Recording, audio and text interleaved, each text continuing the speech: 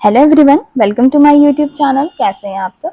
आज की जो वीडियो है उसमें हम बहुत ही ज़्यादा इम्पॉर्टेंट जो है वो एमसीक्यू डिस्कस करने वाले हैं। इस वीडियो में मैंने जो एमसीक्यू लिए हैं वो हैं आपके सीपीआर टॉपिक से, शॉक से, ब्लड ट्रांसफ्यूजन रिएक्शन से and other medical emergency condition से, बिकॉज ये आपके नॉर्सेट के लिए बहुत ही इंपॉर्टेंट बन जाते हैं। तो चलिए वीडियो को स्टार्ट करते हैं bye starting first MCQ. First question is, you find an unconscious adult that doesn't respond to a gentle shake and shout. What must you do next? As you all know, एक आपके पास scenario based question दिया है कि आप एक patient देखते हैं, ठीक है, जिसका कोई रिस्पॉन्स नहीं है, वो अनकॉन्शियस है ना। जब आप उसको जो है रिस्पॉन्स जो आप देखते हैं, पेशेंट बिल्कुल भी रिस्पॉन्स नहीं कर रहा, तो नेक्स्ट स्टेप आपका क्या होगा। फर्स्ट, क्या आप मेडिकल सर्विसेज का वेट करेंगे आने का? क्या आप किसी को बोलेंगे कि वो जाके 911 को कॉल करे, या फिर आप खुद से 911 को कॉल करेंगे? थर्ड वन, आप पेशेंट को जो है 2 ब्रीथ्स दे देंगे। एंड फोर्थ वन, आप अटैच कर देंगे एईडी। फर्स्ट ऑफ ऑल, इस क्वेश्चन को अटेम्प्ट करने के लिए आपको सबसे पहले तो ये पता होना चाहिए कि आपके बेसिक लाइफ सपोर्ट के जो है क्या क्या स्टेप्स आते हैं। बेसिक लाइफ सपोर्ट में मेनली जो है बहुत सारे स्टेप्स जो है ये इन्वॉल्व करता है, जिसमें जो है सबसे पहले आपका आता है, आपको सेफ्टी देखनी होती है, सीन की सेफ्टी, सराउंडिंग की सेफ्टी, ठीक है, ताकि पेशेंट को फर्दर कोई इंजरी ना हो। सेकंड आता है, आपको जो है वहाँ पे पेशेंट का रिस्पॉन्स देखना है। थर्ड वन इज योर कि आप कॉल करेंगे हेल्प नंबर पे, which is your 911। And fourth one आता है कि आपको जो है पेशेंट की breathing as well as pulse check करनी है, ठीक है। एंड फिफ्थ है कि आप सीपीआर इनिशिएट कर देंगे। एंड सिक्स वन इज कि आप जो है एईडी पैड को अटैच कर देंगे। तो जो क्वेश्चन था उसमें हमारे पास जो है ये दो जो स्टेप थे, मतलब सेफ्टी एंड रिस्पॉन्स, ये ऑलरेडी हो चुके थे, क्योंकि जब आप रिस्पॉन्स पे गए तो पहले आपने सेफ्टी ही देखी है, तो आप रिस्पॉन्स पे गए हैं। एंड थर्ड स्टेप क्या है आपके पास, कॉल 911। तो इसका आंसर जो आ जाएगा वो आएगा कॉल और direct 711 to call 911। Okay, next question, signs of low blood sugar can appear quickly and may include, ठीक है। यहाँ पे आपको हाइपोग्लाइसीमिया के साइन इन्होंने पूछे हैं, ठीक है। फर्स्ट ऑफ ऑल आपको ये चीज़ पता होनी चाहिए कि हाइपोग्लाइसीमिया जो है वो आपके पास जो है इसमें रेंजेस आती हैं, ठीक है। एंड डायबिटिक पेशेंट के लिए वो रेंज आती है, अगर उसका शुगर जो है लेस देन 70 mg/dl हो जाता है, ठीक है, ये डायबिटिक पेशेंट के लिए तो वो हाइपोग्लाइसीमिक कहे जाएगा।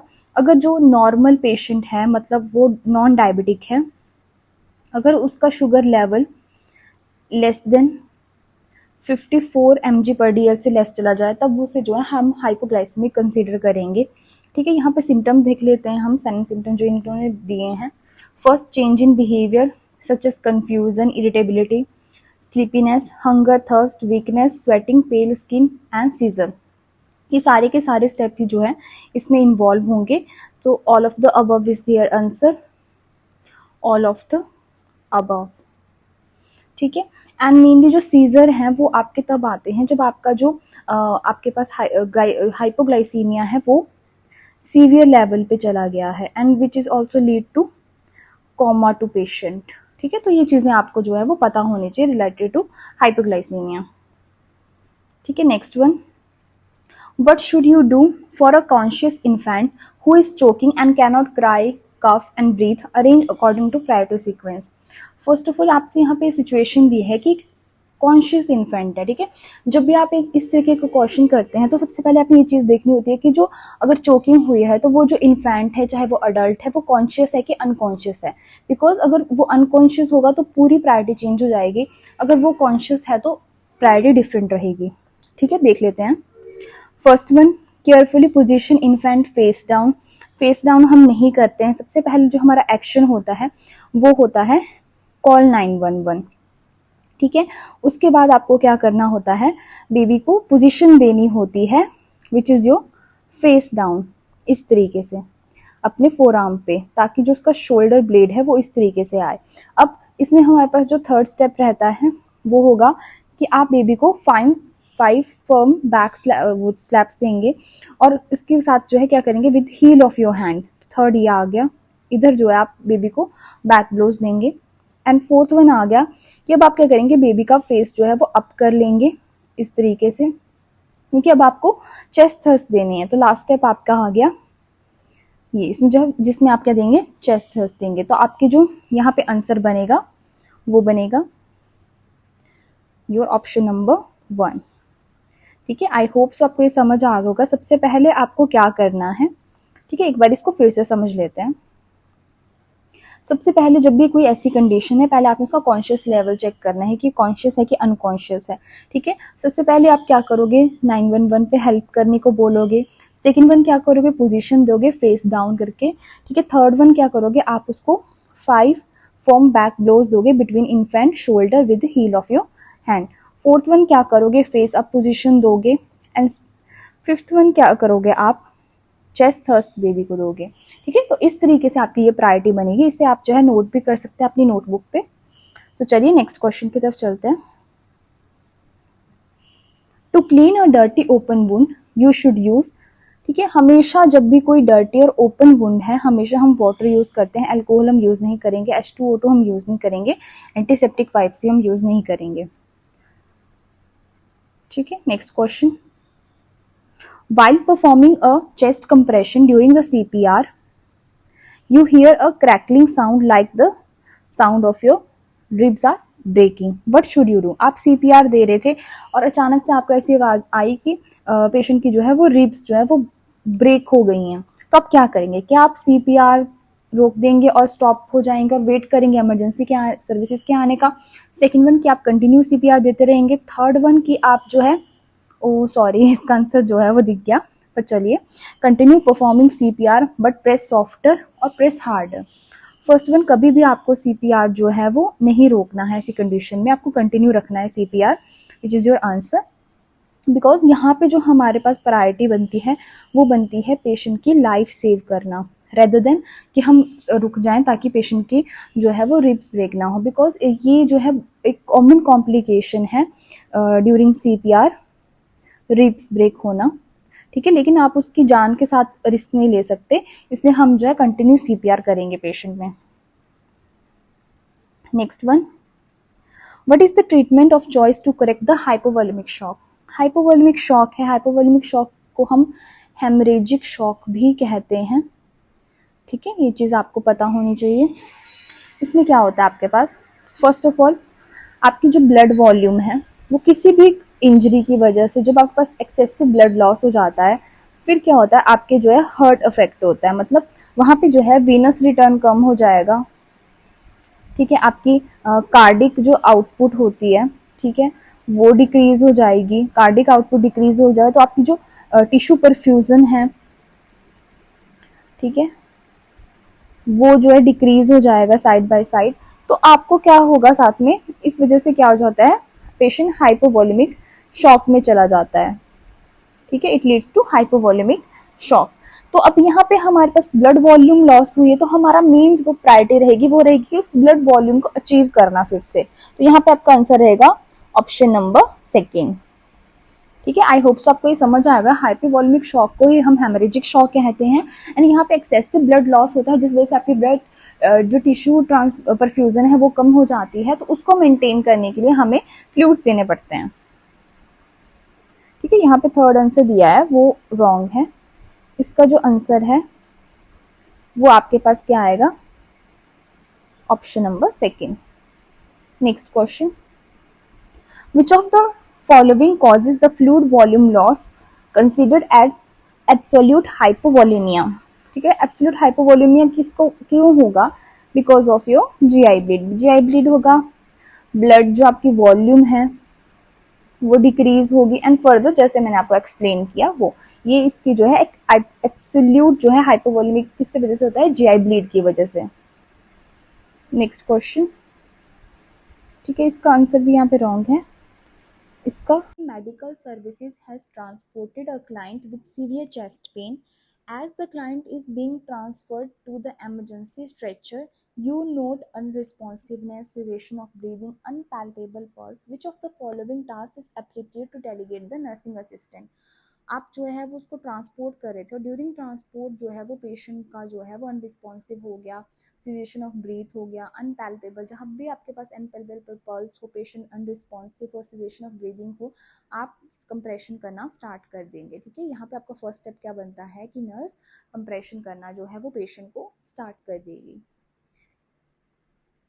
Next one, what cause decrease BP in neurogenic shock. ठीक है, फर्स्ट वन जो आपका न्यूरोजेनिक शॉक होता है उसमें मेनली होता क्या है, आपकी जो है वहाँ पे डिसरप्शन हो जाती है सिंपैथेटिक नर्वस सिस्टम की।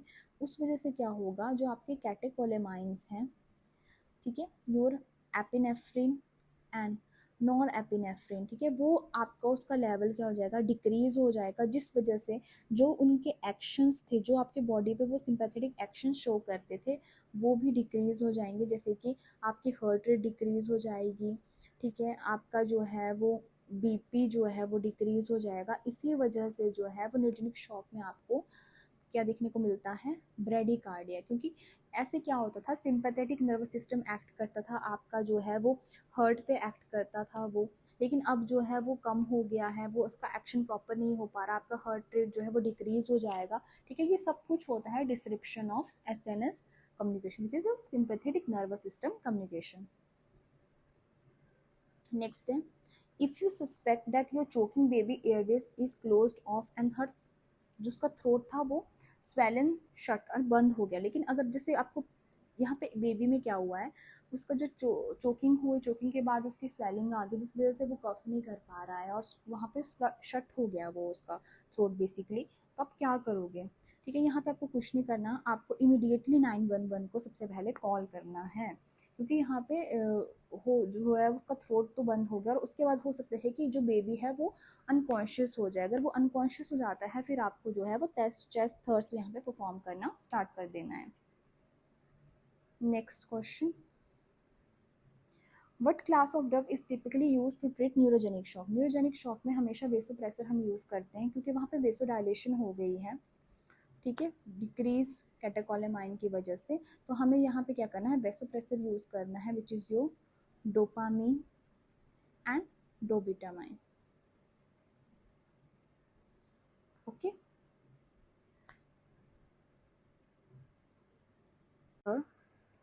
a client with gastric ulcer is scheduled for surgery. The client cannot sign the operative form because the sedation from opioid analgesic that have been administered. The nurse should take which most appropriate action in care of this child. आप क्या करेंगे।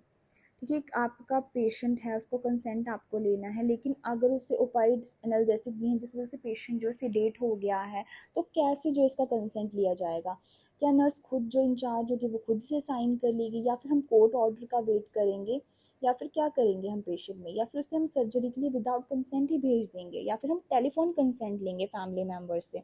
देखिए, कभी भी ऐसी condition आए या patient जो है सीडेटेड हो, पेशेंट से कभी हम नहीं ले सकते, क्योंकि पेशेंट जो है सीडेटेड है, सीडेटेड पेशेंट अनअवेयर नहीं है कि क्या उसके लिए सही है क्या नहीं सही है। ठीक है, उससे तो आपने लेना ही नहीं है। नर्स खुद से साइन नहीं कर सकती क्योंकि इसका एक पर्टिकुलर इसका एक प्रोटोकॉल होता है, वो यहाँ पे फॉलो करना है। कोर्ट ऑर्डर के लिए हम वेट नहीं कर सकते। नेक्स्ट है कि आप जो है विदाउट कंसेंट साइन करे ही सर्जरी परफॉर्म करें, नहीं ये भी गलत है। ठीक है, तो यहाँ पे क्या ऑप्शन सही रहता है, ऑप्शन नंबर 4। ठीक है, यहाँ पे नर्सिस को क्या करना है, अगर टेलीफोन कंसेंट ले रही है तो इसको हम ओरल कंसेंट कहते हैं। ठीक है, यहाँ पे 2 विटनेस होने चाहिए। ठीक है, ओरल कंसेंट को जो सुनेंगे साथ में 2 विटनेस होंगे, और उन विटनेस के प्रेजेंस में ही जो है कंसेंट साइन करेगी नर्स या फिर अनदर जिनको जो भी मेडिकल प्रैक्टिशनर है। ठीक है, क्योंकि यहाँ पे आपके पास कंसेंट होना चाहिए, चाहे वो ओरल कंसेंट है, लेकिन उसके लिए 2 विटनेस साथ में होने चाहिए, तभी वो कंसेंट जो है वो वैलिड है। नेक्स्ट है, what type of sensitivity reaction is anaphylactic shock. Anaphylactic shock जो आपके पास type 1 immediate hyper sensitivity disorder है। ठीक है, ये रिएक्शन आपके पास जो है एनाफाइलेक्टिक शॉक में आती है। और अनदर मोस्ट इम्पॉर्टेंट जो क्वेश्चन पूछने हैं कि एनाफाइलेक्टिक शॉक की जो है आप ड्रग कौन सी देंगे वहाँ पे। यहाँ पे आप एट्रोपिन आप देते हैं। ठीक है, एट्रोपिन देंगे जिसकी डायल्यूशन होती है 1:1000। ठीक है, आप इसे जो है कभी भी जो है वो यहाँ पे आप इसे पेशेंट को देंगे। ठीक है, और इसकी जो डोज है वो रहती है 0.0 आई थिंक 3 to 0.5। ठीक है, ये इसकी यहाँ पे डोज रहेगी पेशेंट में। एट्रोपिन जो है हम यूज़ करेंगे। ठीक है, next question. Following infusion of a unit of packed RBC, the client has developed onset of tachycardia, bounding pulse, crackles, wheezing। आपको क्या करना है? फर्स्ट में आप सिम्टम देख रहे हैं, टेकिकार्डिया हो रहा है, बाउंडिंग पल्स हो रही है, point to be noted, crackles आपको फील हो रहे हैं, वीजिंग आपको फील हो रही है, तो आप क्या करेंगे? पेशेंट की जो है बेड रेस्ट कर देंगे, लेग्स एलिवेट कर देंगे, या फिर आप इंक्रीज कर देंगे रेट ऑफ आईवी फ्लूइड, या फिर आप पेशेंट को जो है वो हाई फाउलर पोजीशन में डाल देंगे, या फिर आप कंसल्ट करेंगे अपने हेल्थ केयर प्रोवाइडर से regarding initiation of oxygen therapy. ठीक है, तो इसमें आप क्या करेंगे? इसमें आप पेशेंट को हाई फाउलर पोजीशन दे देंगे। क्यों? क्योंकि ये जो जितने भी साइन सिम्टम आपको देखने को मिले, specially tachycardia and your bounding pulse, ये आपको फ्लूइड ओवरलोड की कंडीशन में देखने को मिलती है।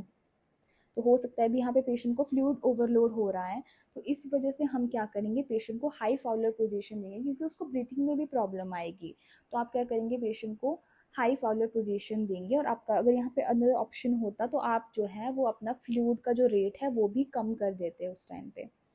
ठीक है, इसका आंसर आएगा option number third. Next question.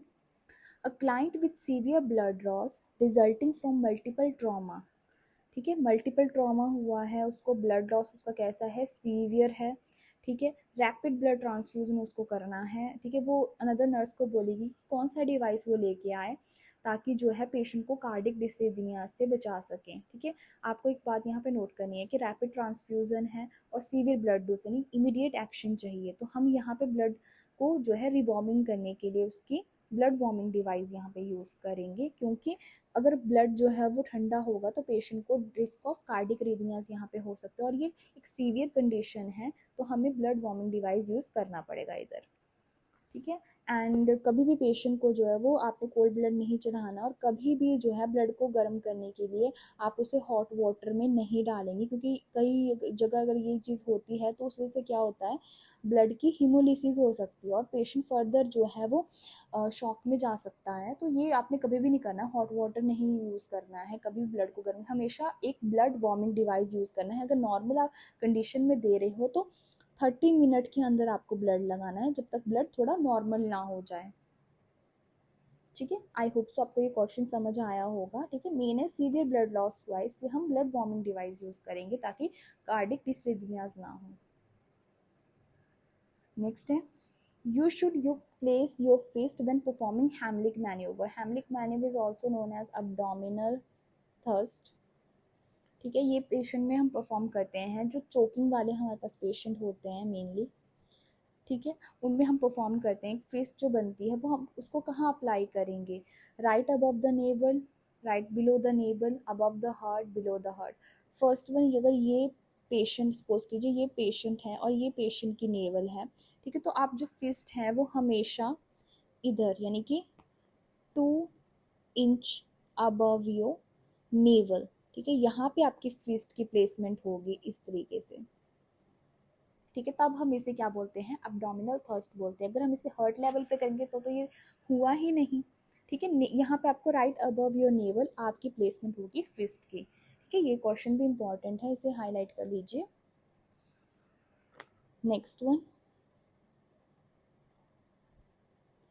A pregnant woman is choking on a piece of candy. ठीक है, वो वुमन कैसी है? प्रेग्नेंट है और वो कॉन्शियस है। ठीक है, लेकिन वो कफ नहीं कर पा रही, वो स्पीक नहीं कर पा रही, तो वो क्या करेगी? फर्स्ट वन आपको एक चीज़ पता होनी चाहिए। तो चलो प्रेग्नेंट वुमन है, अगर कोई भी पेशेंट हो, चाहे वो चाइल्ड हो चाहे वो अडल्ट, अगर वो अनकॉन्शियस हो जाता है ड्यूरिंग चोकिंग के टाइम, तो आपका यहाँ पे इमीडिएट एक्शन क्या रहेगा? इमीडिएटली आपको सीपीआर जो है वो स्टार्ट कर देना है। ठीक है, अगर पेशेंट अनकॉन्शियस हो जाए, लेकिन ये लेडी कैसी है? कॉन्शियस और प्रेग्नेंट है, तो हम क्या करेंगे यहाँ पे? क्या उसे फ्लोर पे लिटा के जो है हम कोशिश करेंगे कि वो जो है वो ऑब्जेक्ट रिमूव कर पाएँ, या हम उसे चेस्ट थ्रस्ट देंगे ताकि जो है तब तक अगर वो अनकॉन्शियस ना हो जाए तब तक। Encourage her to continue to try dislodge the object, या फिर अब्डोमिनल थर्स्ट देंगे पेशेंट को। First of all, pregnant lady में अब्डोमिनल थर्स्ट कभी नहीं देते हैं आप। ठीक है, ये तो टोटली रॉन्ग हो गया। एनकरेज नहीं कर सकते उसको, क्योंकि वो ट्राई कर रही है लेकिन फिर भी वो जो है वो नहीं हो पा रहा है उससे डिसलॉज, तो वो भी नहीं होगा। ठीक है, हम जो है खुद से ट्राई नहीं करेंगे डिसलॉज करने की। तो यहाँ पे option number second chest thrust, हम हमेशा प्रेग्नेंट लेडी में चेस्ट थ्रस्ट जो है वो हम परफॉर्म करते हैं। ये क्वेश्चन आया हुआ है, PYQ भी है, तो इसे प्लीज़ नोट कर लेना। एंड इसमें से ये इस तरीके के क्वेश्चन आपको पता होने चाहिए पेशेंट्स में कि क्या इमरजेंसी कंडीशन में हम क्या करेंगे। ठीक है, तो आज की वीडियो में इतना ही, इतने ही क्वेश्चन जो है आज की वीडियो में हम डिस्कस करेंगे। आई होप सो आप सभी को ये क्वेश्चन समझ आ गए हों। अगर आपको इससे रिलेटेड कोई भी डाउट होता है, आप मुझे कमेंट सेक्शन में कमेंट कर सकते हैं। I will definitely reply on your queries. Okay, thank you so much.